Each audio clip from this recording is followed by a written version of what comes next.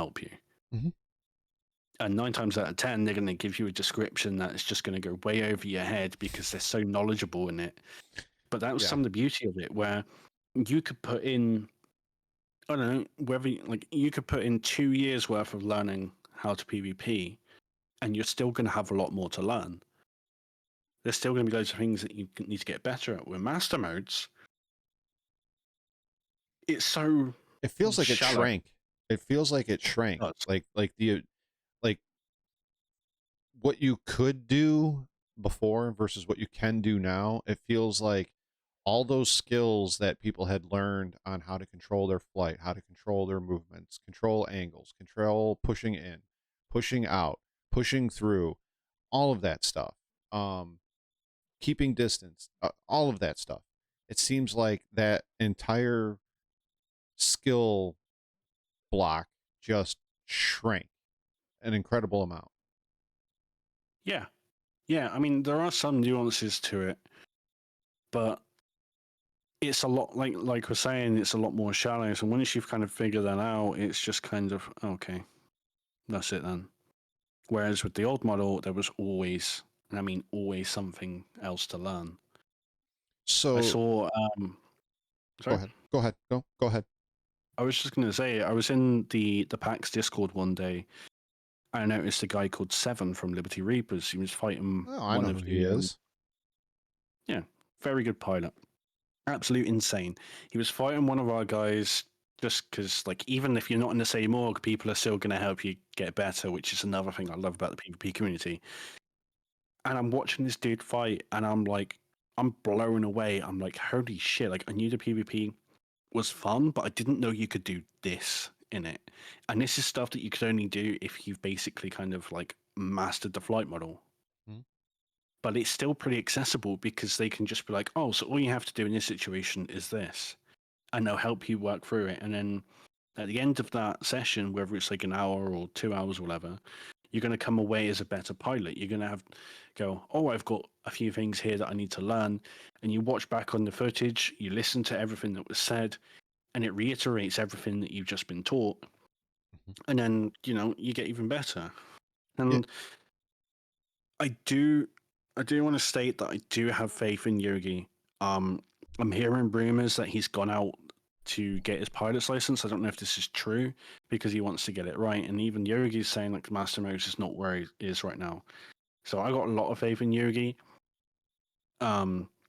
It's just some of the other developers that are introducing silly little things like change subject slightly, like the FPS. Hmm. Sniper glint. You know what would have been a much better way of dealing with snipers? Thermal optics. Thermal optics, night vision, Yep. electromagnetic pulses. There's all kinds of different things that they could have done. Tsar Um, bomber. yeah, yeah. I mean, so all right. Look, full disclosure, I was out doing illegal things in Star Citizen. Oh, shock, right? So we found a C2 and it had goods on it, and it was just sitting in the middle of nowhere on Hurston. So me and two buddies, you may or may not know them, Canop and Marcus, we went down to, well, go and help move those goods off their ships for them. And so we went down there and we started to move stuff, and then one by one we started going down. Why? There was a sniper in the hills. We went back, and we knew that he was in the hills, so we started looking for him using ships, vehicles, trying to find him. Couldn't find him. Finally, we find him, and we kill him, only to find out that there's a sniper on the other side of the little valley that we were in, on another hill. We didn't bitch about it. We didn't moan about it. We didn't. I mean, yeah, it sucked that we got killed, but guess what? They were prepared and we weren't. Mm-hmm. So why why can't that be a thing? I guess one of the things that drew me into this game was that at one time when I first started playing, everything that was available in this game to play, from all the game loops to PvP to pirating, all of that stuff, none of it was like, here's a guide and here's how to do it. Yeah, there were guides out there, but you don't learn from reading a book or just watching one video one time. You have to learn and acquire all that knowledge and those skills to do the things that you want to do. Like even back when people were only quantanium mining, there was still a level of skill and knowledge that went into it. Where do you find the rocks? What kind of tools do you need to bring? How do you do this? All of that stuff. And it seems like a lot of that is just keeps going further and further and further away Hmm. now. Like there's a lot more hand holding, it seems. Yeah. Yeah. I mean, we need some hand holding, but only as a new player. And that, I believe, is what the missions are there for. When you want to get into the nit and gritty of the game, that's when you join an org, Hmm. you know? Because, again, as has been stated loads of times through its development, it's a multiplayer sandbox, which heavily implies you have to find your own fun. Yeah. So speaking of knowledge base and all of that, I think another thing, and it might be the same way with you. I was kind of drawn into the fact that Star Citizen was very much, and still is until recently, and we'll get to that, Tarkov light. If you died, you had to weigh the choice. Was it worth going back to get to your body with your gear on it, or do you just get new stuff and go back, or do something else? There was Hmm. there was a bit of a hardcoreness to it, and I think the recent medical changes, it just doesn't do it for me anymore. Because if I want to run, I mean, I used to run bunkers on a Pisces anyways, just because it's a little ship, it's easy to land, you get in and out, and you get to where you need to go, and that's it. It's great for that sort of thing. But now that for $1 million I can have a respawnable bed, come on, like that's Yeah, I mean, uh, I am hearing, sorry to step on you, but I am hearing that there is going to be some kind of resource cost to it, which I am not against, because then that means you have to go out and either buy or find this resource. Apparently, it's got something to do with those dog cat things that we've got in the game oh, now. the copions. Yeah, yeah. I keep thinking copium, so I get a little bit mixed up with the they name. they kind of are, but yeah. Yeah, but like you've got some kind of cost to do it, and I don't mind that. I do think the ranges are a little bit too high, 50 kilometers for a tier 2 bed. I think that is a bit excessive. Yeah. I'm I mean, yeah. I don't know. I like I said, I feel it takes away a lot of the hardcoreness of what we currently have in Star Citizen. People are always complaining there's no consequence for dying, right? Well, now there's Yep. even, in my opinion, there's even less consequence. And those copions aren't exactly hard to find.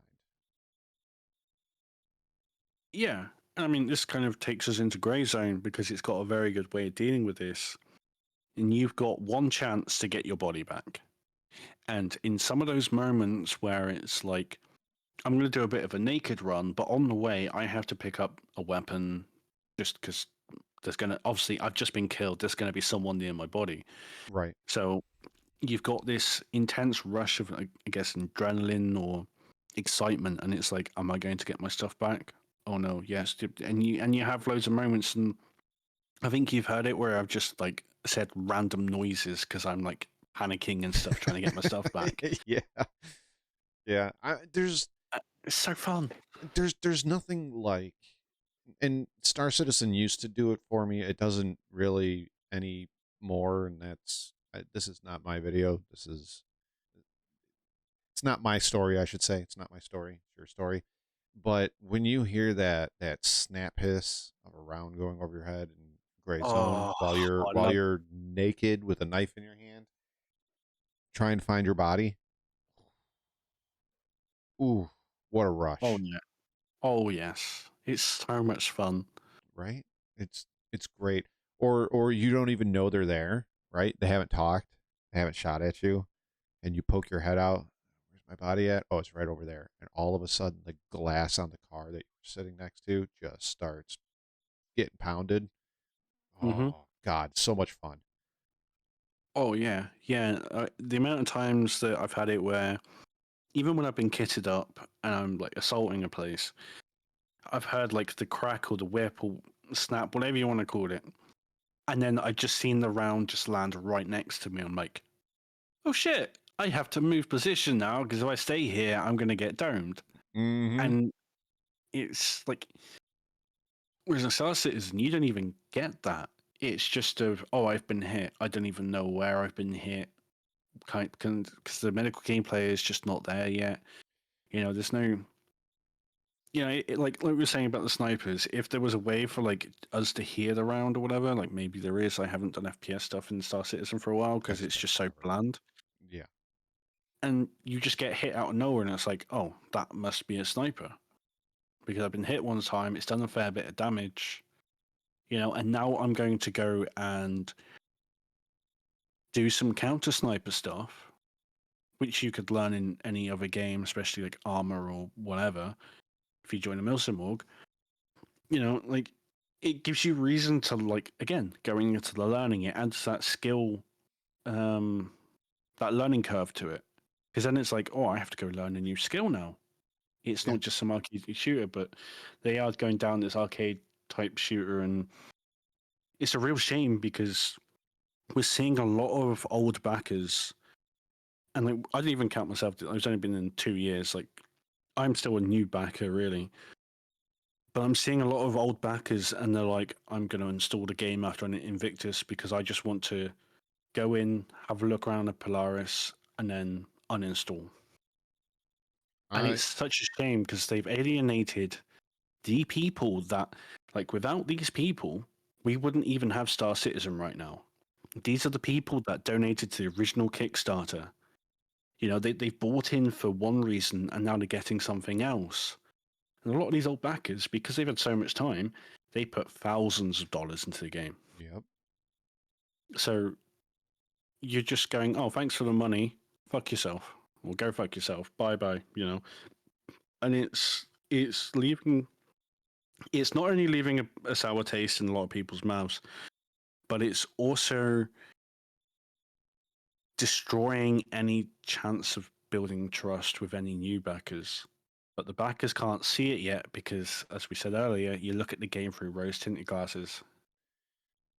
So I've recently spoken to some new players.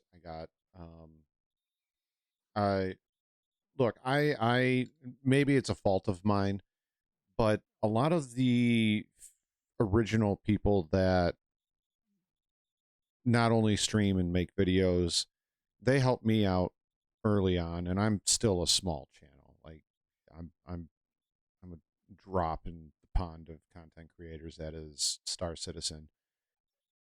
They helped me out with a lot of different things, whether it was um, technical stuff behind the scenes, how to conduct myself a little bit better, et cetera, et cetera.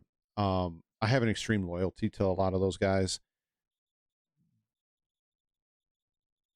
I was in a pagan stream. He rated out. I found these new players. I talked to them a little bit.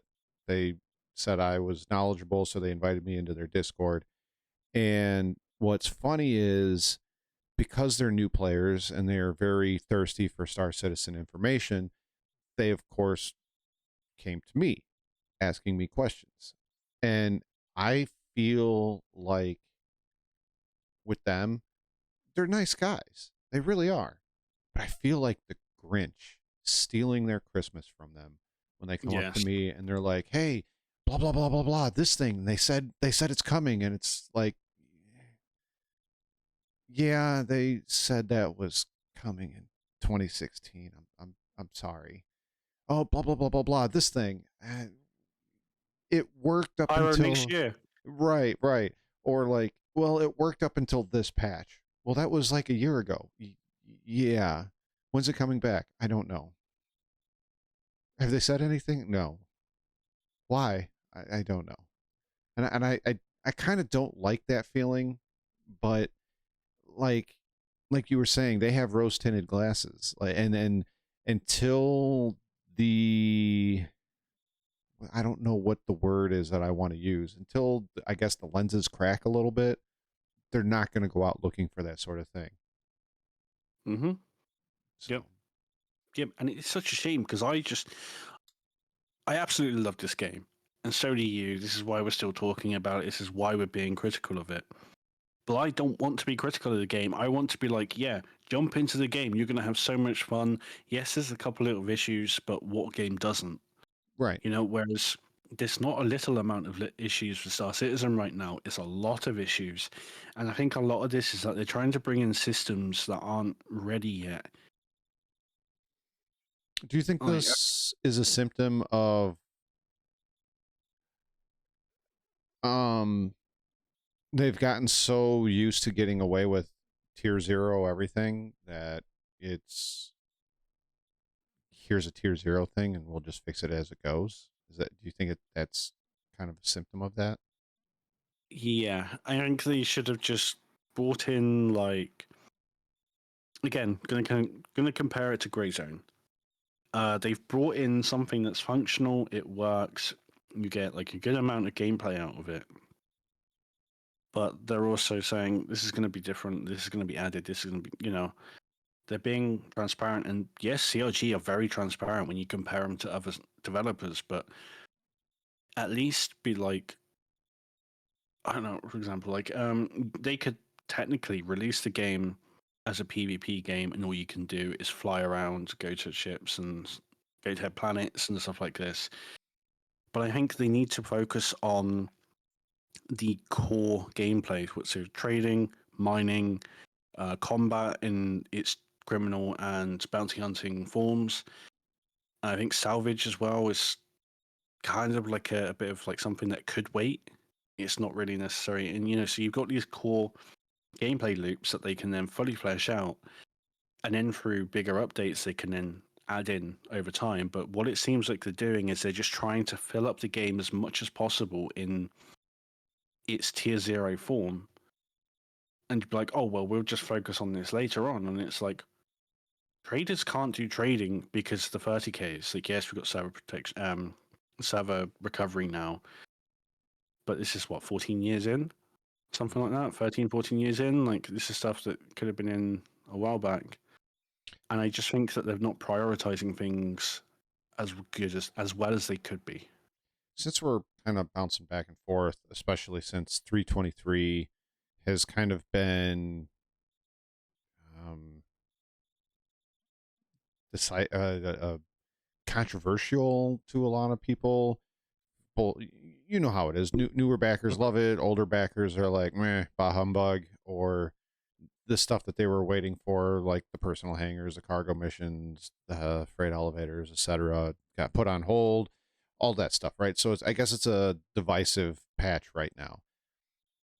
Maybe you can help me out with this because I've said this many, many, many, many times, and I've gotten quite a bit of flack and pushback for it. I'm upset with 323 because 323, to me, outside of the multiplayer aspect, is a single player port patch put into a multiplayer game. And a large majority of it, taking away master modes, a large majority of it was quality of life things that should have been in the game over 4 years ago. Yes, absolutely. I, You've hit the nail on the head there. Like, this is stuff that could have been in a while back, and obviously, like, things are going to be developed and changed over time, and we're seeing the result of this. But like, I don't know. I just don't like how they're dealing with it. Like, I like a lot of 323. I like what they have done with it, like the draw distance. Like, you could be leaving Grim or going to Grim, and you can see Minus Lament, the race course, just in the distance with all the lights shining up, and I'm like, that's so damn cool. But this, they could have brought in other things instead of that. Like, maybe that's just something that they could have done alongside it. I don't know. I'm not a game developer. But I think they should just focus on the core gameplay and then expand. Kind of like Was it No Man's Sky? I never played it, so I can't. I'm talking out my ass a little bit. But I think they like it released really badly, and then they've just expanded on it over time, and now it's like an extremely popular game now. Mm-hmm. It's not my thing because it's too cartoony, but Same. you know, like that's a very good example of how they could have done it. There's been a couple times where it's just like I might just go back to Elite for a little bit of time, but then I remember about like what the game is and how grindy it is, and I'm hearing they're changing some stuff in that, but they do tend to listen to the community. Frontier are pretty bad at transparency. But you've got some very good content creators who, like Obsidian and Yamix, Down to Earth Astronomy, and they will actually talk to the devs and they will just relay some of that information. And it's like, why are we? And we're seeing it now a little bit with Star Citizen, not too much. And it's like, why are we hearing about this stuff through content creators?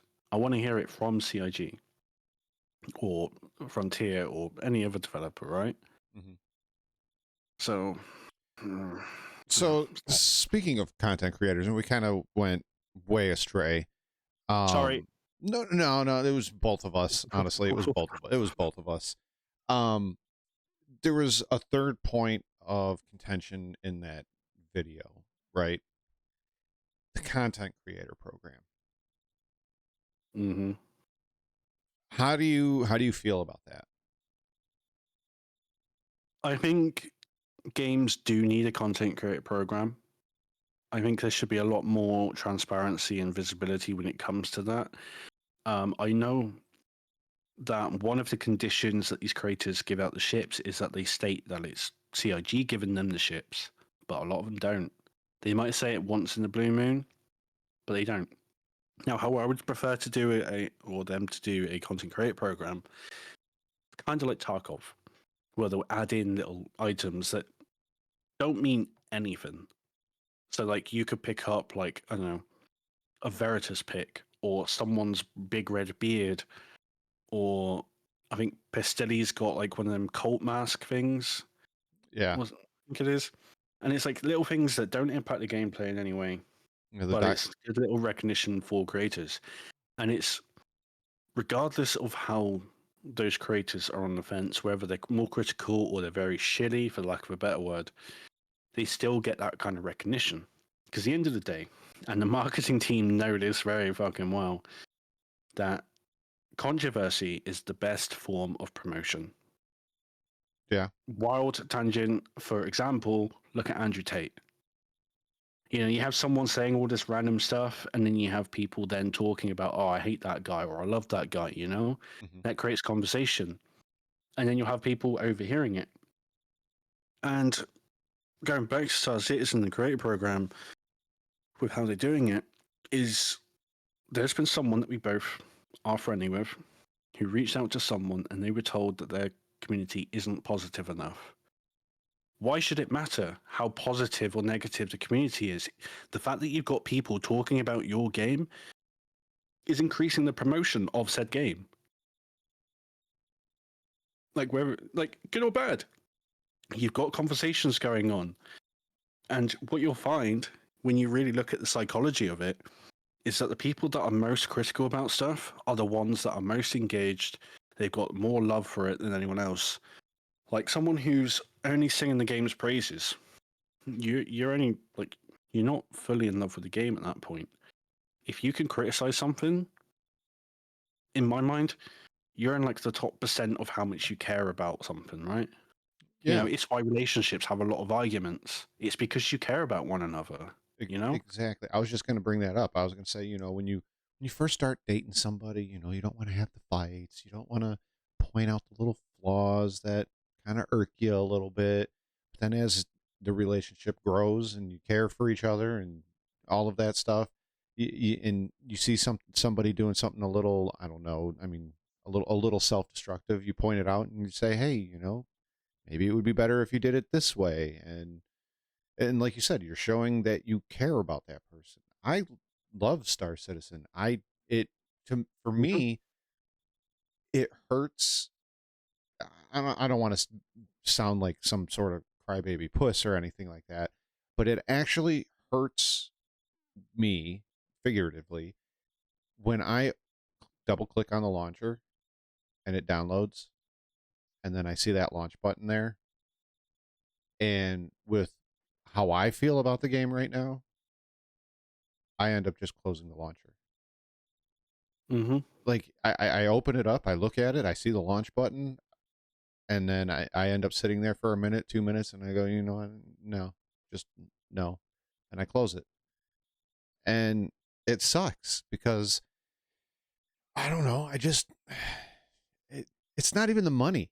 Like I don't have that much money invest. I mean, I have a lot of money invested in, but it's not that much money, and but it just, like we said with master modes, it doesn't interest me. I don't like it. I played it in AC a lot. I don't like it. I called it a long time ago. I'm sure you heard me do it, that it was not going to be good for what people thought it was going to be. And Mm-hmm. I don't like the FPS changes. Not all of them are there yet, and I know you can turn off the dynamic crosshair, but still, what do we need a dynamic crosshair for? Now you've just invalidated of half of the attachments that we actually have in the game, which aren't many. But now, what do you need a laser sight for? You got a dynamic crosshair. You know, don't even need to buy a laser sight. Why take it? Um, the power sliding that they showed at SitCon, like it's like, come on. I stopped playing games like Call of Duty because I didn't want to be freaking slide canceling all over the place, and that's what it's going to turn into. Yeah, I mean, in the context of armor, when I was setting up a unit, I was also very brand new to setting up a server and all this. And one of the settings that I didn't know where it was or whatever, so it was just left on, and that was the dynamic crosshair that's on by default in the game. As soon as people loaded in and they got their guns, they could see their crosshair. It was like, "Oh, we've got a we've got a crosshair. Can we please turn that off?" And I'm like, "Yeah, I'm so sorry. Like, I forgot about this because I'm building the map and all that." And I do like the fact that there is an option for it, and Yeah. you can just turn it all off. But like, like in a game that's supposed to be, or at least it was originally built as a simulator. Mhm. We've got like all these stuff, and yes, you could argue that it's 900 years in the future. Like even like the wall hack stuff from CitizenCon, when you really look at it, we've got that IRL. Like the US military can essentially wall hack. You'll see the outline of people. It's like a mix between night and day vision, and you'll be able to see through a wall what type of gun they've got, so you can identify if that's a friendly or possible friendly or an enemy or possible enemy. You've got that situational awareness, and that's the argument that CIG are putting forward to it. And I didn't even know about this until like this was being talked about, and I can't remember which one of the devs it was that pointed it out, but they pointed it out, and I was like, oh, okay, and my mind changed about it. So there is that. I do think in an online game, I think that's a little bit much, but Yeah. maybe that's secretly their way of getting rid of wall hacks for the cheat clients, which I That's a good understand. point. That's a good point. That is, that's a really good point. So I heard you throughout this whole little tirade that we've had about Star Citizen. I heard you bring up orgs a lot. Yeah. Um, do you feel that org gameplay is where it needs to be right now in Star Citizen? It really depends what you're doing. If you're a PvP org, you can kind of get away with what we've got right now. And that only really extends to having someone on your friends list, because then you can get on the server, then you can send out scouts to see where they are, or just hope that they've got a bounty because they've got a god marker on their head, which I think shouldn't have. I think we should, if you're going to bounty hunt, we should emphasize the hunt.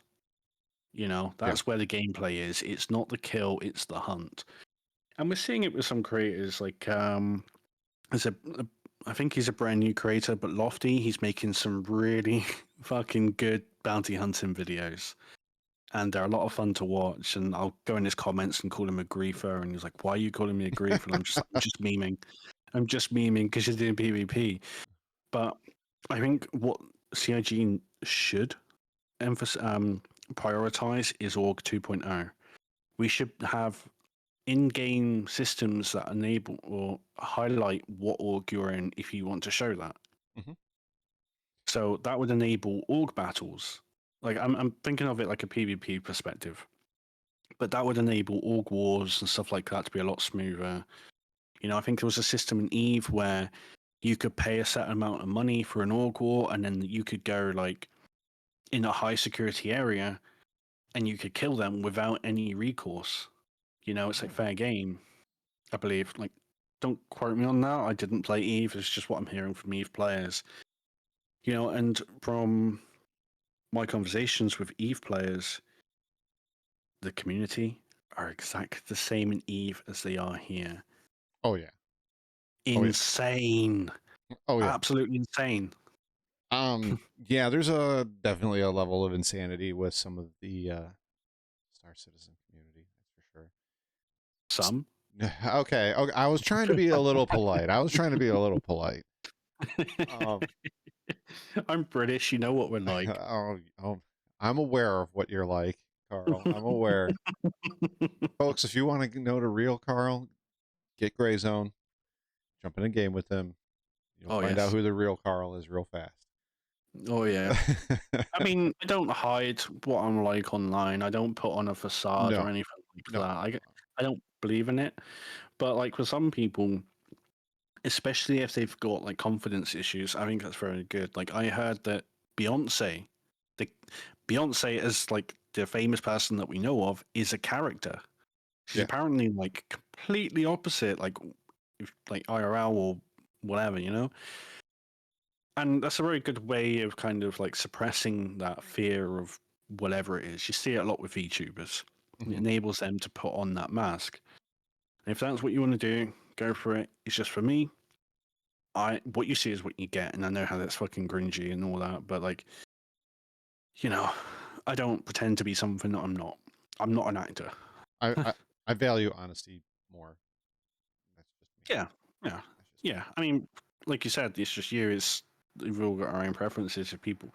Like Doctor Disrespect, a very obvious character, very Mm. entertaining. But you speak, or if you hear any or watch any interviews of the guy, like when he's not putting on a character, he's completely different. Oh yeah. You know, he's actually a very intelligent bloke. Like, so He's tall as hell too. yeah, I yeah. didn't think he was that tall until I saw him doing an interview standing next to the one of the reporters. And I was like, shit, he's tall. Oh yeah, yeah, S- yeah. Since we're kind of on the whole org thing, I know now because you brought up one earlier that you've been in 4 orgs now: Med Runner, Med Reaper, Griefernet, and Vox. Yep. Um, And so Phoenix Operations. wait, what's that? I, I'm in a mil. I'm also in a Milsim org. I'm down as inactive because there aren't many EU players there, so Oh, just trying okay. to build it up.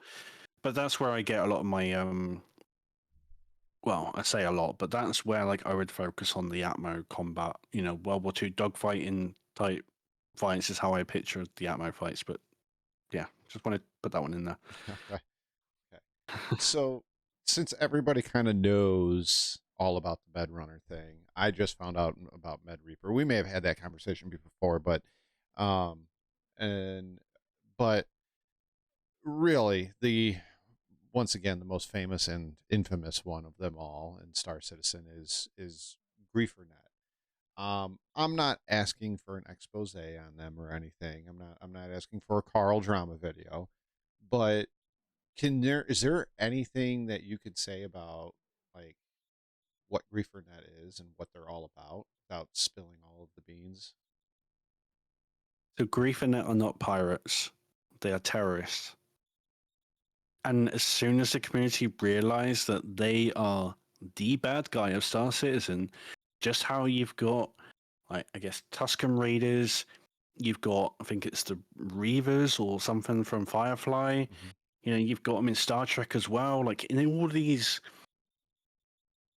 works of fictions, you've got a bad guy. And Star Citizen needs this because, and I'll kind of give it from my perspective a little bit. One of my favorite things to do is I'll go into a server and I'll just blow up some vultures and stuff like that until I've got a crime stat. And then I have the bounty hunters coming after me. But while I'm doing this, I'm riling up the server in chat. You know, I'm not being toxic or anything like that, but that's also a bit subjective. I'm not like going, oh, you know, a lot of the stuff that a lot of people say when they get killed in this game. I'm not saying any of that. I'm basically taunting them to come after me because I want to fight. There aren't many bounty hunters around, so okay, because the bounty hunting gameplay is boring. So I'm just going to have randoms coming after me, and the amount of times people have gone, actually, that was a lot of fun. I want to do more of this.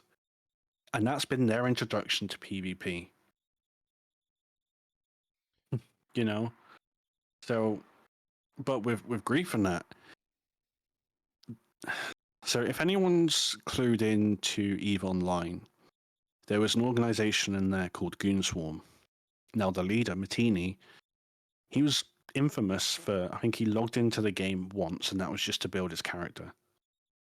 And he didn't like the game. He was more interested in being a spy master, you know, he was a faction leader, and they controlled a big portion of that game world. That's what Griefernet are. Okay. And Griefernet are very misunderstood because people just go, oh, you kill me in a game, you must be a terrible person. It's like, no. A lot of these people are actually genuinely good people. They just like to be a bit mad in games because they live stressful lives. They just want to unwind and have a laugh because some people are actually able to separate a game from real life. A lot of Well, people can't. I was going to also say, me and you have had talks in private, and it seems like there is a reputation that has been built up, whether it's by Griefernet or whether it's by other content creators. That's for, I guess, for now, for other people to decide. But there's that reputation there, which also adds to, I guess, the mystique of Griefernet, because it seems like how do I call it? How do I say it? I'm trying to find a way to equate it, but it seems like it's almost like they're the all-knowing, all-powerful org that knows everything, knows every event, knows every corner of the universe, and no matter where you go, they're going to find you. And it seems like that has been built up more than it really is. Uh, Or maybe I'm so, wrong. so if you're aware of, if you played Mass Effect, Mhm. you'd be aware of a character called the Shadow Broker. They sell information. If you're unaware, it's someone who's very shady and they sell information as a currency. Well, information is a currency anyway, Yes. but they're selling it to make money and build their empire through that. That is effectively what Griefernet are also doing. They have so many spies around. It is ridiculous. And you're not going to know that they're spies until either they fuck up and they give it up that they're a spy or whatever, or anything like that. Even members within Griefernet don't know who are the spies unless they tell people. Hmm. Everything's handled by one person and one person only, to the best of my knowledge.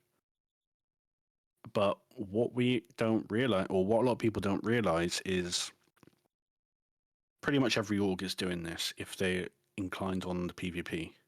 Oh yeah. I mean, so Carl, a lot of your videos, I think, kind of what's the expression? Let the genie out of the bottle as far as what, and I don't mean what orgs are doing to what orgs, but what orgs are doing that the normal player doesn't see in the game. I mean, this is just stuff that people can find out for themselves if they join these orgs. The Right. difference is I'm a bit of a loudmouth, you know?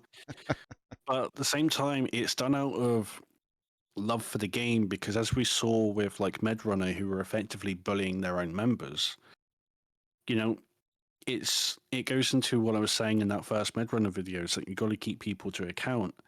And a lot of time, people just go, "Oh, if you don't like it, just leave." You know, you don't engage with them. It's like, yeah, that's fair enough. But those of us who want to see all gameplay flourish, you're gonna have to have some kind of, I guess, inner knowledge. And I know that there are a lot of org leaders that subscribe to my channel because they want to see what to do and what not to do in certain situations. And so they're using my, I guess, outlook in the core, out, whatever the word is, as a way to kind of increase their ability as an org leader so that they can increase the fun for their members. And I think that's commendable. If the org leaders are actually trying to become better, yeah, go join their orgs. They're going to make mistakes. Everyone does, but it's how we deal with those mistakes. And I get a lot of comments thrown my way because like the council culture and all this, and it's like, no, I don't want to cancel anyone. I don't want to affect their income in such a bad way that they have to stop what they're doing, even though that has happened, and I do feel remorse for that. But I just wish these people took these as learning lessons. You know, they're doing things which, I guess, morally a bit ambiguous. You know, but learn from your mistakes. It's how we get better as people. I had this drilled into me, not only growing up, but when I played sports. When I first started playing sports, I hated getting criticism. And then I just had that penny drop moment, and it was like, these guys want to see me do better. Yeah. And that's how I see the content that I do. So I'm going to make a lot of enemies doing it. You know, it just comes with the territory. I don't have a problem having enemies. But let's just be better, you know. And if I'm going to, because I'm, again, it's like the tough love type thing. You know, I want to see a creator who's got a very successful org, very successful YouTube channel do well. But if they can be, I guess, for lack of a better term, destroyed by some outsider, I'm sorry, but you're the one that's messing Yeah, up. you set it up. Yeah. You set it up. Yeah. Yeah. You take responsibility for what everyone in your org does. Yeah. Like, you're not going to have 100% like good behavior. You're always going to get bad apples. It's just humans. Right. But there's no reason to let that destroy your org. I'm not going to name a name, but like a certain org out there that I've covered are effectively dead. They've quit because of the drama, and it's like, well, take these as learning lessons, you know. But at the same time, they were overstepping their bounds by having like a secret police. I'm hearing stories that, seeing it's been brought up, Medrunner are doing loyalty interviews. I've got no proof of this, so like, take it with a pinch of salt. I don't fully believe it myself because it seems so far out there. But what loyal? I know, right? What is this? Communist China? Like, oh my god. Please take this as with a pinch of salt because I've got no proof to back this up. No, I understand. I understand, but the concept, the just the concept of somebody doing something like that is just it's unbelievable to me. Same. I was gonna ask you this question, backing up grief or net, but since we're talking about loyalty tests and that really sounds like griefing, what is griefing? It's when you stop someone from playing the game. So if you spawn into a hangar and you've not been able to take off and start to defend yourself, and you've been killed, that is griefing. If you're about to fly into a hangar and someone's shooting at you and you could just turn around and defend yourself, that's not griefing. You know, like I guess it was no, we were talking about this earlier. Carrot Karen. Mm-hmm. Something that was originally your video, right? And then everyone else was taking it over. No. So, okay, here's how it all went down. All right. I wasn't the only person that made a video on it, or even had multiple discussions on it. I so I knew who Chaos Squad was. I knew who Captain Dirty was. I didn't know him. I've now had the pleasure of talking to him multiple times off, in Discords and private calls and all of that stuff. And he's a good guy. But how all of that came about was because him and his group hit a carrick. They snuck on board and stole it, right? Hmm. I guess they didn't even sneak on board. The guy had the ramp down at a mining pad, Oh and no. they went on board. They took it out into deep space, and they were going to scrape it and sell the RMC, right? Um, so that's what they did, and the guy found out that somebody took a ship, so he backspaced and spawned in the medbed, and they shot him. And this was back um around the 318 319 days, I think it was, like 319ish. Yeah, 319. And and I know that 318 and 319 were pretty shit patches. Not everything worked, including prox chat. So they were trying to prox him, he was trying to prox them, and nobody was getting through to each other. And nobody wanted to type in global chat because then everybody knows Uh, what's going on and the jig is up. So, and the guy who was trying to negotiate with them or whatever he was trying to do didn't want to talk in global chat because then the jig is up, right? So neither side wants to talk in proxy chat or talk in global chat. Well, he kept spawning and they kept killing him, and he kept spawning, and they kept killing him, right? And so this whole cat and mouse, game starts, and the guys outside are scraping the ship, and eventually there's so many bodies in the med bay that the game starts lagging and glitching, and he's able to sneak behind them and one of them and do the whole, one button takedown thing and put on their armor and their guns and fly up to the pilot seat and shoot the pilot, who was another Chaos Squad guy, and take control of his ship again. But at that point, it was already too late. He had scraped everything off that they needed and had got their money. So it was still a win for them, right? Well, one of them took a picture and was like, hey, let's see what happens if I put it on Reddit. It blew up within like 5 hours. And within the Star Citizen community, it blew up. Everybody's commenting on it, everybody's sharing it, everybody's going, oh my god, this is griefing, oh my god, this is terrible, can't believe somebody would do this to somebody. And you know how the Star Citizen community gets. It was an uproar. yep. And I covered it, and thankfully Captain Dirty and Chaos Squad allowed me to interview them a few times about the whole situation. And it turns out that the guy that I called Karen wasn't even the guy that reported them. It was somebody off of Reddit that reported them for Yes. excessive griefing. And but yeah, that's the character. That's the character. Carrick Karen. I did not take part in it. I didn't do anything with it. I just happened to cover it a couple of times. Apparently, Captain Dirty liked how I covered it and allowed me to interview him and some of his guys, and it developed a little bit of a relationship there. Okay, because I do know that it was the ban got overturned because the council, the group of management got involved with it.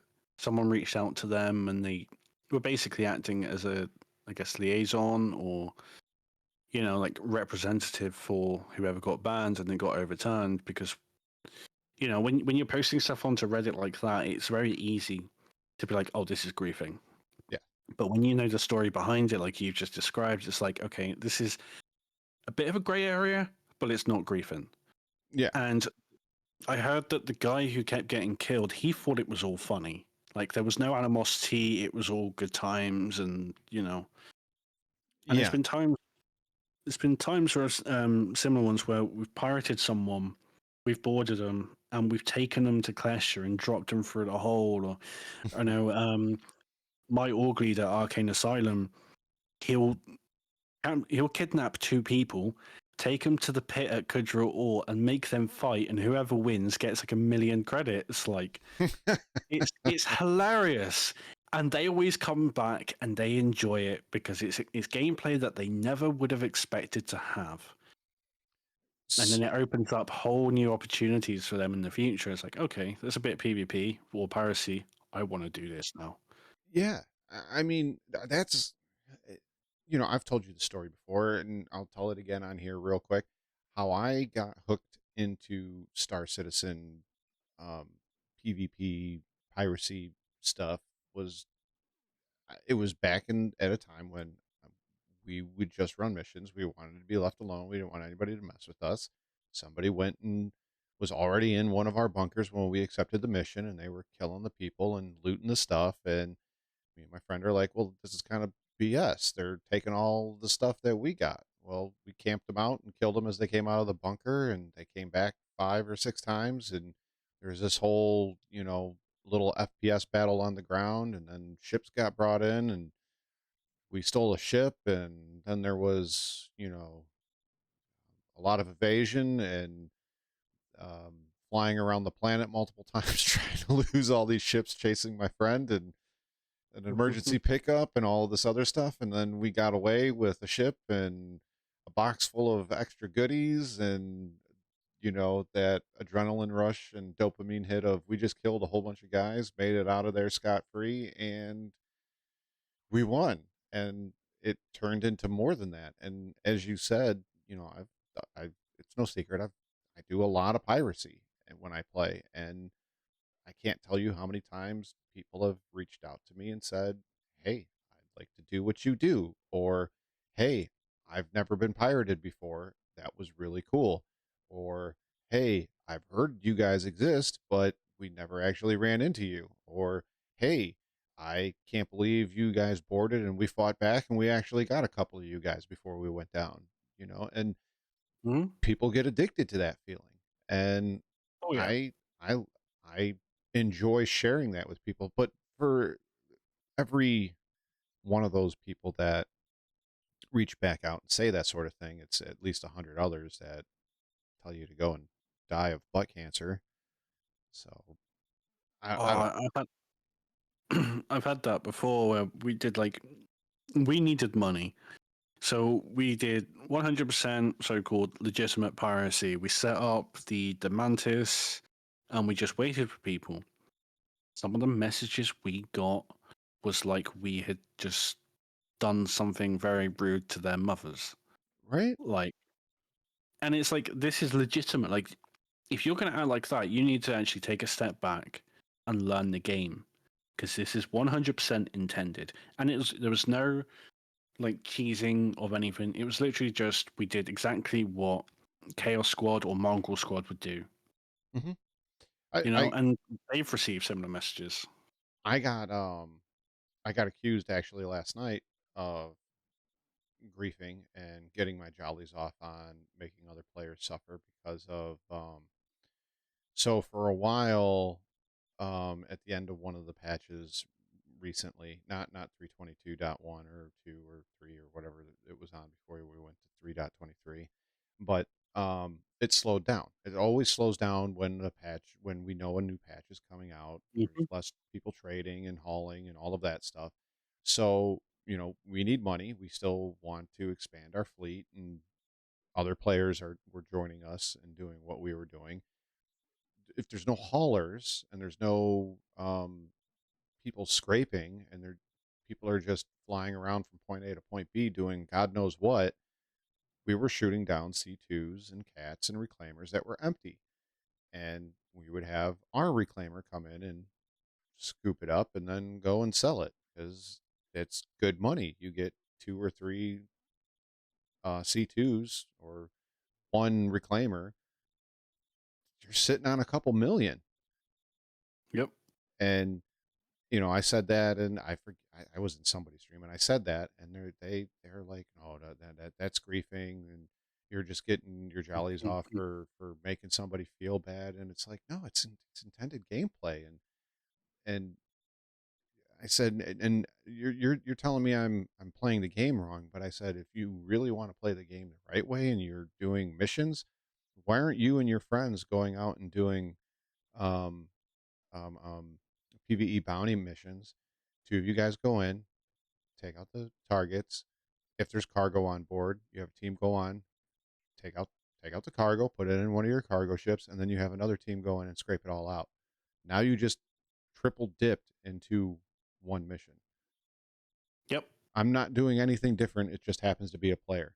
And the player has the ability to fight back, whereas the AI in Star Citizen is brain dead. So It is. And if a lot of people kind of thought about this, you could have PvP players and PvE players working together instead of being at each other's throats. Well, I say that. It's more the PvE players being at the PvPers, including piracy. It's being at their throats, whereas the PvPers are just laughing at it because we know the game, and I'm sorry to say, we know the game better than you. We've actually done our research. We've gone and see what we can and can't do. mhm.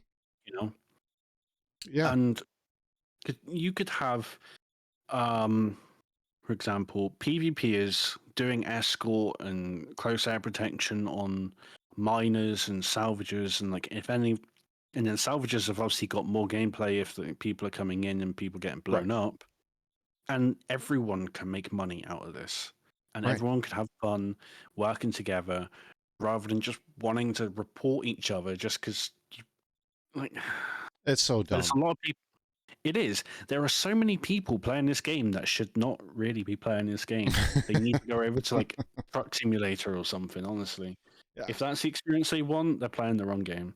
I now I'm going to take combat piloting out of this because look, 99% of pirates cannot dogfight on the level of most of the org based dogfighting pilots or dogfighting orgs. Like we're not going to be able to do it. And that's fine. We know what our skill set is, and that's fine. But I've had people ask me, what do you like the most about being a pirate other than making somebody feel bad and cry? And for me, it's taking everything I've ever learned in Star Citizen and putting it to use in one and focusing Yes. it at one thing. Yeah.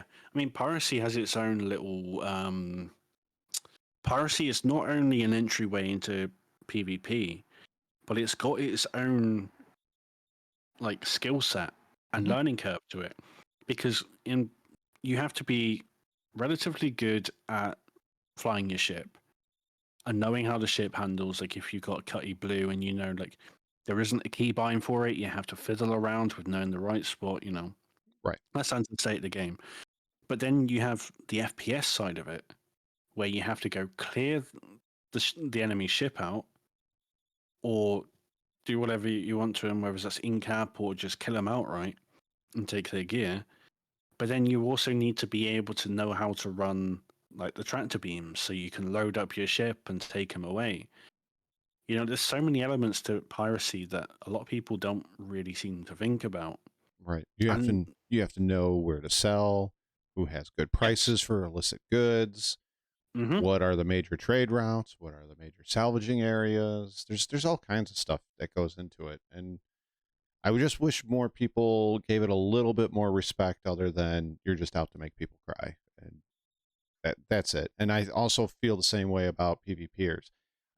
Like a lot of them have taken their skills to another level.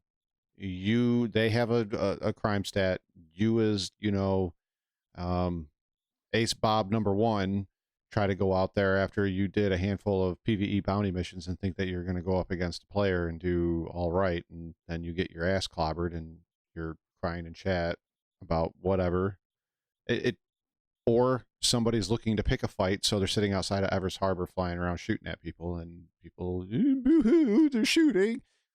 Everybody has a gun on their ship. Every ship has a gun. exactly. And it's done by design so that you can at least get out of a situation or defend yourself until your friends come along. Hmm. Now, if this was the case, you know, to say that, you could.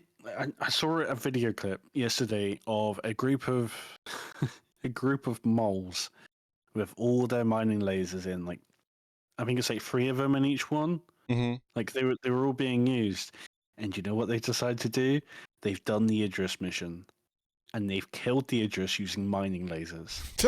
And it's actually the fastest way to kill an Idris now. So I can't That's so wait to funny. see all these moles flying around. Go, yeah, we're going to do the Idris mission. That's so funny. That is so funny. I know. I forget his name. One of the guys has brought him up to me a few times. It's like a Mexican sounding name. I can't remember. But he does Discord events where they do Rock DS laser chicken fights. Oh yeah, I've watched them and they are absolutely hysterical. They are absolutely hysterical, and they purposely do it in the Rock DS so that way you have a driver and that's all they do is drive, and then you have the other person working the mining laser, and Yeah. they find a crater and they just unleash 10 or 12 of these things into the crater and they say, all right, last one out was the winner, and they go in there and demolition derby it up and shoot rock mining lasers at each other, and it is absolutely hilarious. I can't I remember the need to guy's see name. that. I'll I have to need to ask see again. that. Yeah, yeah, yeah. Yeah, so much fun. They're good. You need to get like a little pop up here just to say that if you can figure it out between now and the edit, like stick the link so people can find it because Oh yeah, that's fucking hilarious. it's so funny. I'm gonna have to ask around on my Discord. There's a Mm. one of the guys in there is a big fan of his.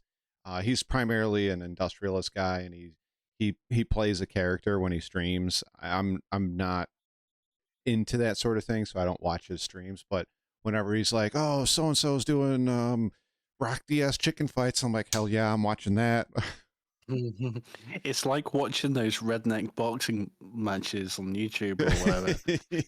Yeah, They're yeah, brilliant. yeah. It's so much fun to watch. It's something I wish I would have thought of. And here I thought dodgeball was unique, and then dodgeball turned because the servers were shit. Dodgeball turned into it went from dodgeball to grenade ball in an 890. That was really good fun. Let me see. I got a few more questions for you.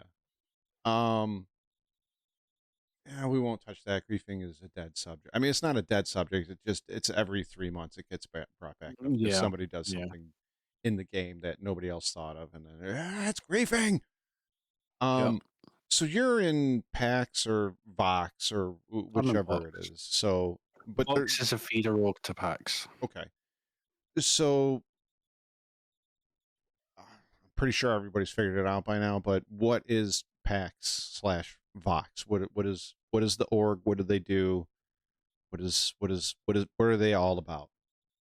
So the best way to really think of it, and this was described by one of the leaders in PAX. So Vox and PAX are like sister orgs, and I did just say it's also a feeder org to PAX, but it's also a more PvP focus. So we've got a few streamers in there who just want to do they're not interested in being full swats like PAX are. Mm-hmm. But I think the best way of looking at it is that Vox are the army and PAX are the special forces. Okay. So the PAX guys are always going to be better than Vox unless someone from PAX wants to go into Vox or whatever. Right.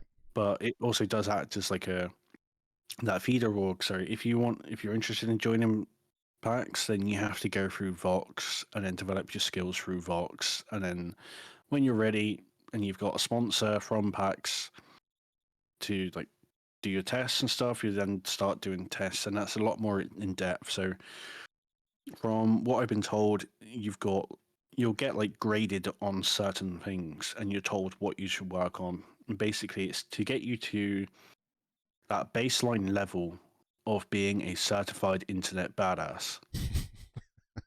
So but not everyone in Vox wants to go to PAX. Like you've got that choice, right? So if you want to become one of the best pilots, then you let people know, and then once people get to know you and like you enough, they can then sponsor your entry into PAX. But you won't. You'll get given a role called PNOV. I can't remember off the top of my head what it means, but I know the Nov is like novitus. Like the whole org or the both orgs have got like a Roman theme. Oh, Latin. Yeah, yeah, yeah. I think it was based on a book, but I can't remember the name of the book. So I can't remember what I was saying now. Damn it.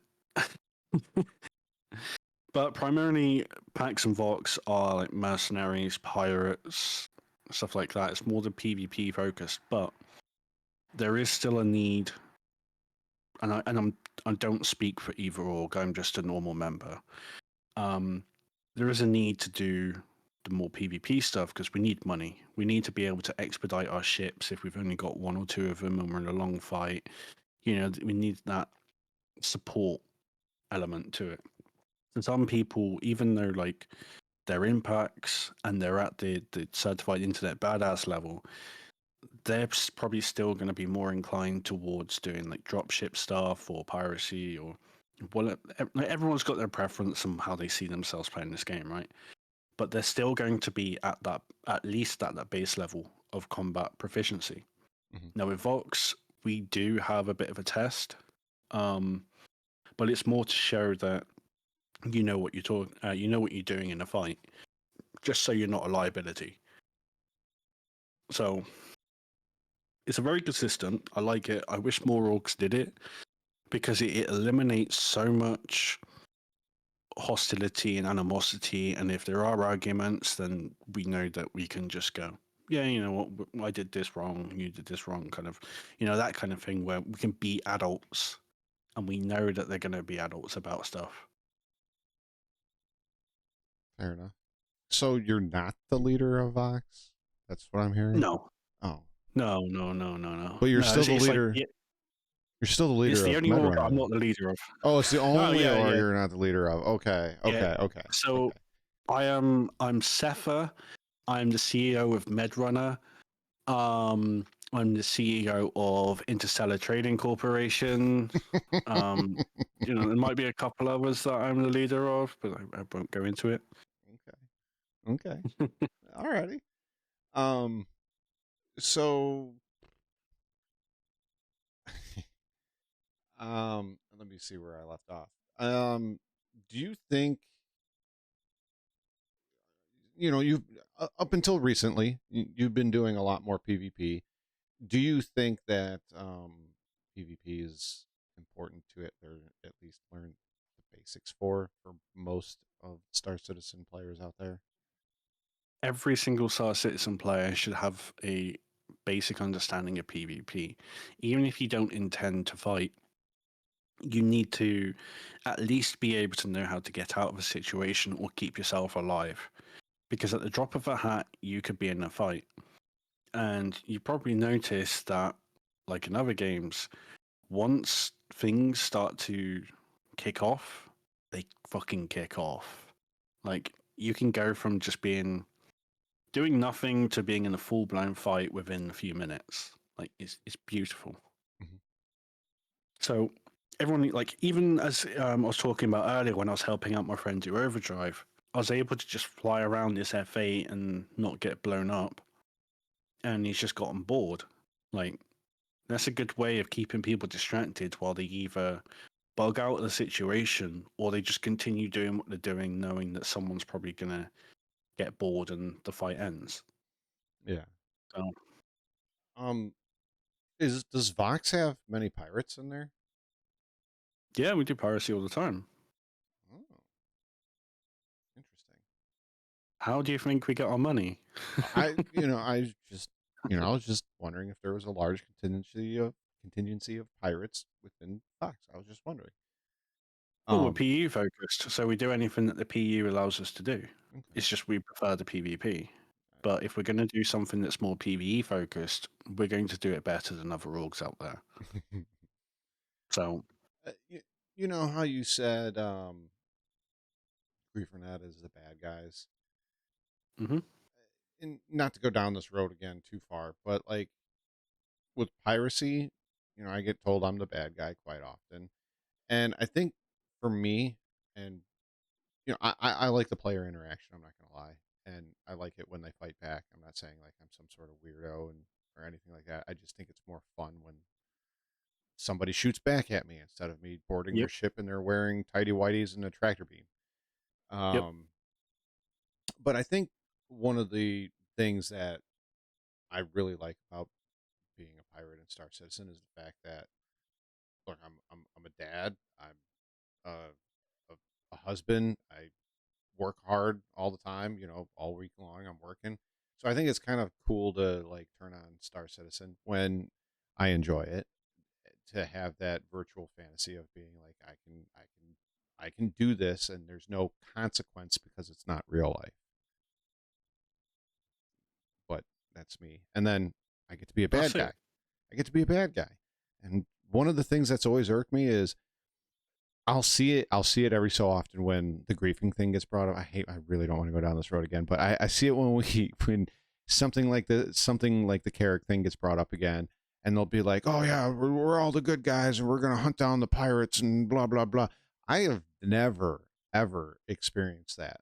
Like, I've where are all these guys coming to hunt me down and get me because I've been stealing for the last 6 hours on the same server? Like, it never happens. It never, ever, So, ever happens. so I joked about being the CEO of Interstellar Trading Corporation, aka ITC. I know who they are. They they have had a lot, and I mean a lot of interactions with the PvP community because, and I fully respect these guys for it. They'll go into a server, they'll go over to SBK, and they go, SBK is now under the protection or control of ITC. No criminals will be able to clear the crime stats, and you go to prison. Basically, we'll kill you. And it's like PvP orgs, or even just PvPers in general, will see this as a challenge. It's like, let's go and have a fight. But it's like ITC are baiting for the fight while the PvP orgs are going there to indulge in not only our own PvP fantasies, but to indulge in theirs as well. Mm-hmm. And they have been shat on so much, yet they still keep coming. Hey, man, And they're such good sports, and it's this is what we want to see in the game. Well, I love that sort of stuff. Have I ever mm, told you how we used to bait servers back in the day before I yeah, could pirate? yeah, you would tell the server that you lock down one specific like repair post or something on Mm-hmm. Hurston, and people would kick off. It's like, how can people play the game? And it's like you can just go somewhere else. Like, Yeah, we would. So HDMS admins is the closest one to Evers Harbor.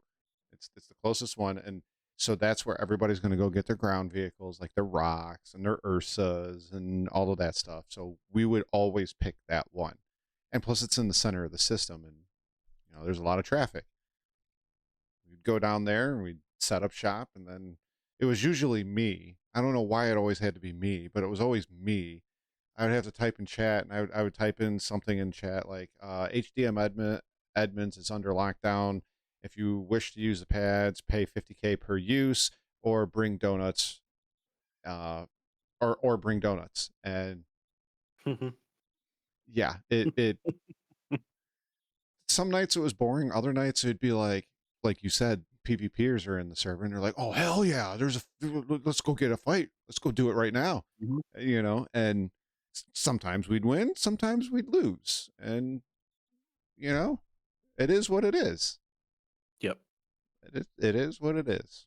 So, you um, have to know how to lose to know how to fight. You have to know how to lose to know how to win, yes, in my opinion. yes. So, Shit, I mean, do you know who Stranger Danger is? of course, I know who Stranger Danger is. Do you know how me and him met? No, He used to be called Corporal. Shit, Corporal Corporal Blue or Corporal something. I can't remember. Corporal Bixby, something. It started with a B, and Right. he used to run around with a guy. He still does. Ethereal DPS and shit. Who was the other guy? It was a trio of them. The first time we ran into him was when we locked down HDMS. Edmonds. That was the first time we ran into him. The next time we ran into him was me and my buddy. We were trying to rob somebody on the ground, and we were a little too slow, and he got on his ship and was blasting up into the atmosphere. And we were blasting up in the atmosphere. And I don't know if they just happened upon us or the guy reached out for help or what, but Ethereal, Stranger Danger, and his other buddy met us up in the air, and we got into a fight. And it was badass. And then another time, I forget where it was and how the situation went down, but we ran into him again, and it was one of those fights where it was, oh damn, it was just so good. We're going back, and they would lose a couple of guys, their guys would come back. We would lose a couple of guys, we would come back, and it just went on and on and on and on. Nobody talked shit. Everybody had fun. All of that, and that's how I met Stranger Danger. Before he was Stranger Danger. And that's the beauty of this game, is that the amount of people I've met through just the in-game interactions, whether it's like just a fight or whatever, it's huge. Oh, Like, and it's an MMO, so it's gonna happen.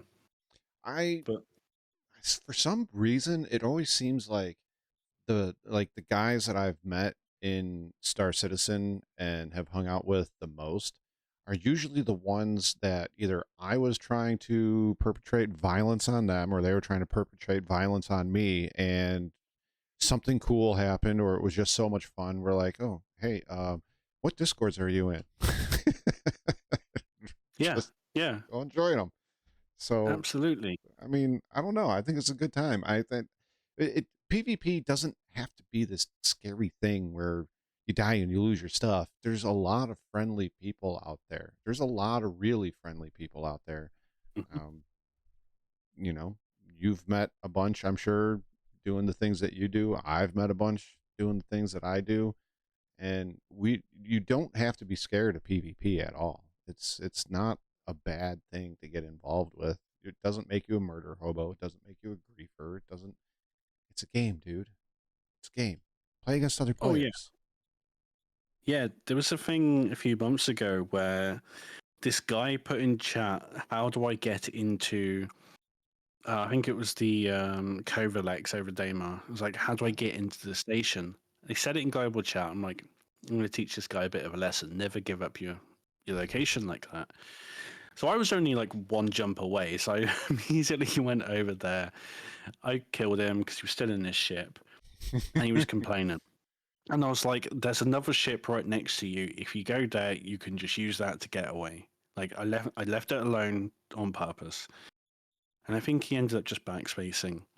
But in chat, like a little bit later, he was basically corrupted. And he was like trying to he was trying to fly his ship into a station and self-destruct his ship, hoping that it would kill other people in there. And I'm like, I've created a monster. And he's like, yeah, you have. This is actually a lot of fun. And, it's like people need these interactions like this engaging, dynamic interaction that introduces them to a whole different side of the game. And then that increases their fun and longevity in the game by a lot. Mhm. You and also I think one of the coolest parts about PvP, especially when you introduce it to somebody that's never done it, is when they do it or they do something that is PvP oriented and then they realize I can do this, like I can actually do this. It's not that scary. I don't have to be Hmm. some mega god. I can do this. Like it's you see like the light bulb turn on and they're like, oh my god, I've discovered this whole new aspect of the game I've never even thought about before. I've always just Yep. thought it was scary and dangerous, and and then it turns into, like you said, some of them just can't get enough of it anymore. They're looking for that Yeah, adrenaline rush. exactly. Yeah. I mean, I had this other one. I was doing a little bit of so-called griefing, but I wasn't really. And this was in the same session as the story I just talked about. And I was just sitting at an OM point at Daymar, just waiting for the bounty hunters to come after me. And I'm typing in chat, like, if anyone wants a 1v1, this is exactly where I am. Let's have a fight. But no one had turned up for a while. So I'm like, all right, let's have a little bit of fun here. Let's put in a transport request. And this guy accepted it. Like, you know, people doing those beacons, they just grab it as soon as they see it and then they get on their way. Mm-hmm. We're waiting some time to come up and we're like, it was going to kill him when he gets here. Yeah, I just need to see a ship explode because I haven't for a little while. And then Attic. these two other, Attic. these two, yeah, these two other ships came up. And I think it was a C1 and a Harbinger that came from my bounty. I get into this big fight with them. Yeah, I don't know. I don't know what they were thinking, but they ended up running away. But when they came in, they just missile spammed. I've lost like half my wing, so I'm in the Gladiator with firing only 2 guns because I'm missing a wing and I'm spinning out of control. And I'm like, oh, I could have probably killed these guys already if it wasn't for me fighting the nose the entire time. But while I was fighting those two, this guy who accepted the transport request has just come in and immediately started firing at the 2 bounty hunters that were coming after me. And it was so funny. But like right after the fight, those guys were like, that was really impressive flying, blah, blah, blah. Like, I want to do that sort of thing. And I'm like, yeah, just jump into Pax Discord and ask for training. And then this was like just before they announced 323 was going to come in like with master modes. So that just killed a lot of people's motivations for getting better.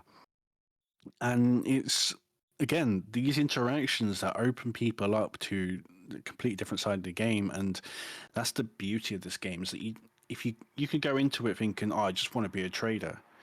After a while, yeah, you do your trading stuff and you learn that. And it's like, I want to do something else, but they don't know how to get into it. So they get into a fight or they go, I'm just going to take a bounty. They get absolutely slapped around. And it's like, I don't want to be slapped around like that again. I'm going to go find a PvP org and get good.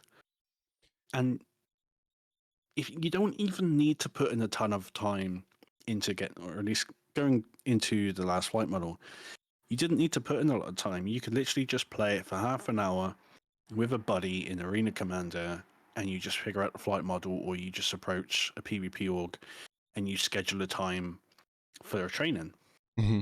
You know, you don't even have to learn that much to be able to avoid a fight. But then this is where the depth of that flight model came in, because you do a little bit, and it's like, okay, this guy's doing something that I want to be able to do, and you keep finding these little, like, even if it's just someone corkscrewing around you and you can't get a shot on, it's like, I want to learn how to do that. And the next thing you know, you're an ace. You know, and it only requires like half an hour a day or every couple of days. You don't need to put in a lot of time to get good. Some people do because they're a lot more casual about it and they just want to, you know. But if you want to get good, or if you wanted to get good, it you didn't have to put in a lot of time in, really. But if you wanted to be the best, yeah, you had to put time in. Yeah. But that kept you in the game long term. Right. And now we don't have that with master modes. No, I don't It's think we do such, anyways. no, It's no. shit. It's shit. Just say it. It's shit. Yeah. Yeah, it is shit. And for the people that are going, oh, you just need to put more time in it. And it's like, I don't want to put any more time in it because it's not fun. The last flight model, yes, it was a lot more difficult, more complicated. It was fun. It was. You know? It was Yeah. fun. It It was a really lot of was. fun. So we're coming here to the end, unfortunately, but we've brought up orgs a whole bunch. From medical based ones to, we know there's trading ones out there, to terrorists, to piracy, to PvP. You seem to be the magnet of all the org drama.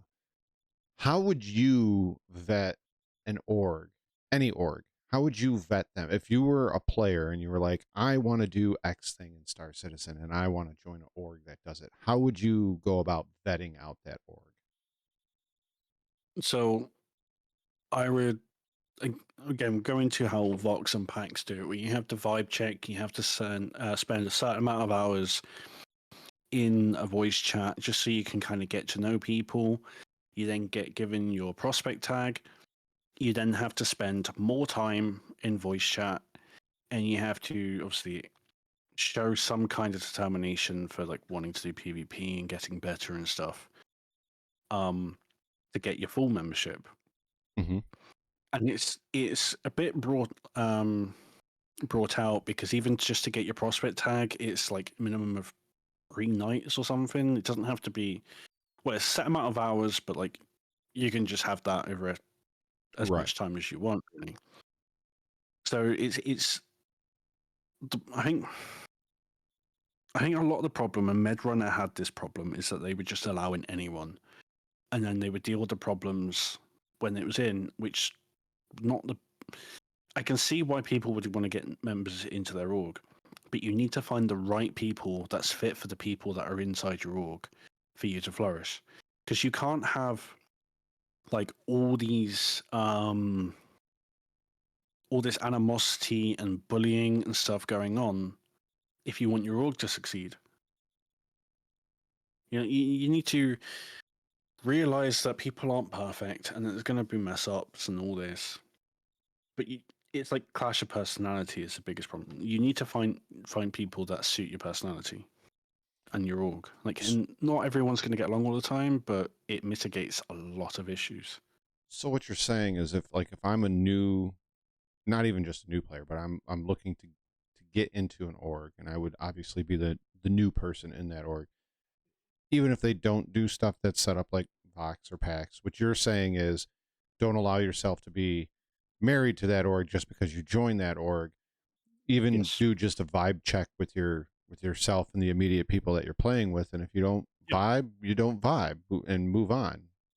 Yeah, exactly. Like if you join an org, like you're saying, you don't marry yourself to it. So just take some time where you've got hesitancies and you don't allow yourself to fully get involved. And you use that time to go, is this really a place for me? And if it is, great. If not, great. You go find another org. Yes, it can be tedious finding new orgs all the time and meeting these people. Because in this case, like you're always going to find a few people that you get along with. Right. But you don't want to get too attached to the point where you're in an org that just isn't right for you. Yeah. Because there's nothing stopping you from keeping in contact with these people after you leave. But we find it a lot in a lot of games, whether it's Armor, Star Citizen, or anything, and you have these problems. Mm-hmm. It really, it's not like just down to Star Citizen. No. It's down to any sort of game. Yeah, any game with clans, guilds, organizations, corporations, whatever they're called, they all have issues. Shit, I can take you all the way back to 1994 and sit you down with a group of 10 guys playing a tabletop game, and 2 or 3 or 4 of us in that group of 10, it was 10 or 12, were our own little factions within the game, and the group, some of us didn't vibe, some of us didn't like what was going on, and there was little infightings within the group. And this is a fucking tabletop game, you know. And so it's existed for as long as games have existed, all the way into the virtual realm. And it's not, like you said, it's not a symptom of just Star Citizen. It happens in all the games. All of the games have it. Absolutely. Yeah. So go ahead. I'm sorry. No, I was just rambling. Like it's 4 o'clock in the morning for me now. So Yeah, it's getting late here for me too.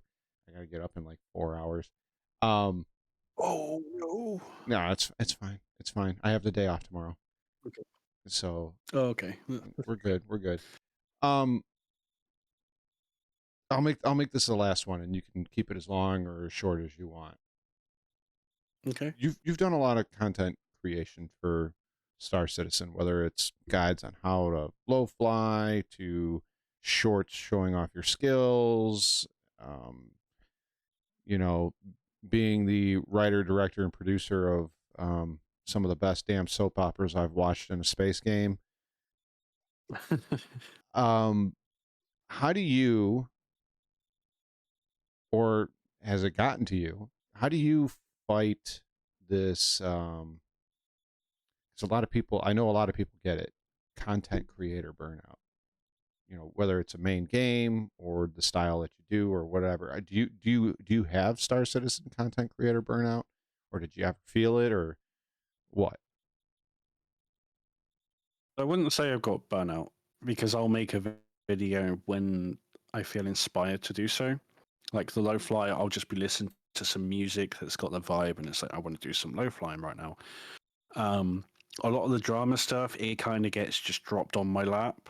So like that's not necessarily something I can control because a lot of time, most of the time, I have to speak to someone to get like the inside scoop. But it's more right now Star Citizen burnout because of the direction it's going.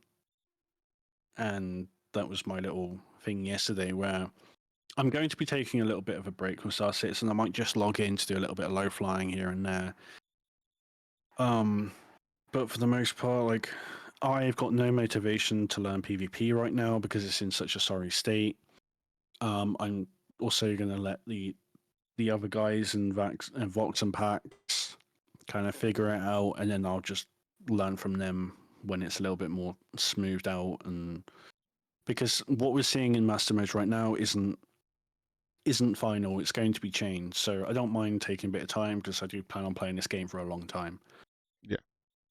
But sometimes we just need to take a break and play something else. So I've just been playing Grey Zone, Hearts of Iron, stuff like that. You know, just to kind of take my mind away from it. I've got other groups of friends that just don't play Star Citizen, and it's really nice just to get away from Star Citizen for a while and just, shoot the shit with them and all that kind of stuff, right? Yeah. I think that's a very big thing as well, is we see creators and it doesn't seem like they live outside of Star Citizen. It seems like Star Citizen is their world. And I get it, because if you're like board gamer, for example, you constantly have to be looking at like the patch notes and watching old interviews and stuff like that to, get all that information. That's just not for me, but Right.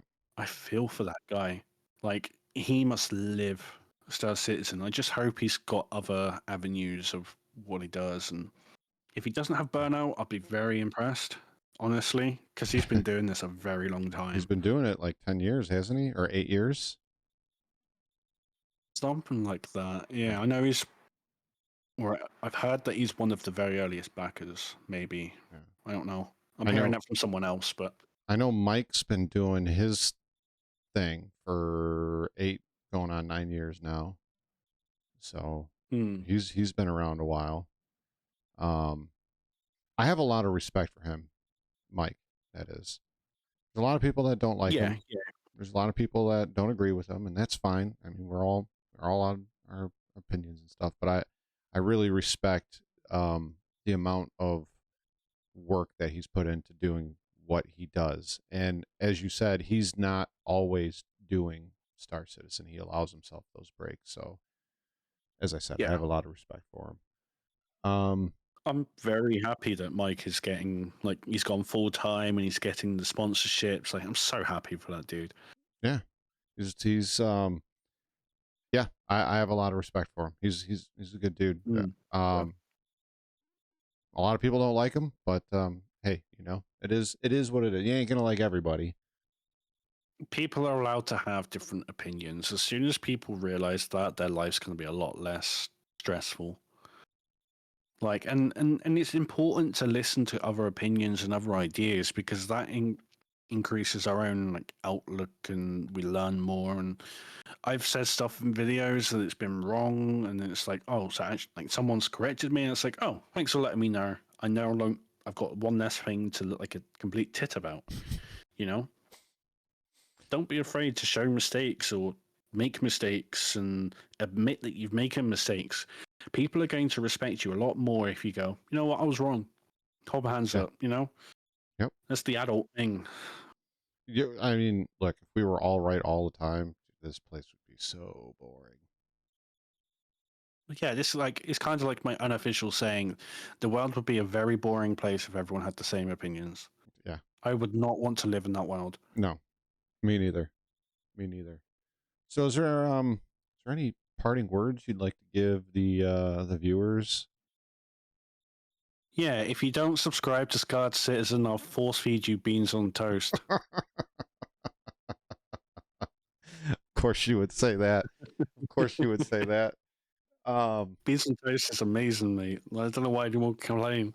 You know what? I'm gonna have to try it. And you said it's just bush baked beans on toast. Literally, yeah. Heinz, Bush, whatever brand, baked beans, the ones with Then the tomato, and you put them on toast. It's up to yeah. you if you have butter and margarine on it. Like, Wait, it's also good to mix in with some cheap butter or what?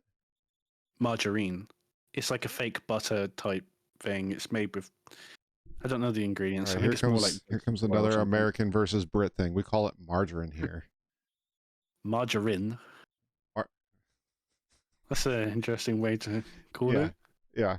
Or it could just be a Midwest thing. I don't know. But then again, like Might be. you know, here us from the Midwest, like if you give somebody leftovers and it's not in a Cool Whip container, like we're probably gonna look at that like like you poisoned it and you tried to give it to us. But it's kind of a Midwest thing. So I guess it's something to do with like the climate there. It gets quite hot. You don't want to leave food out. well, so in the Midwest, I don't know what it is.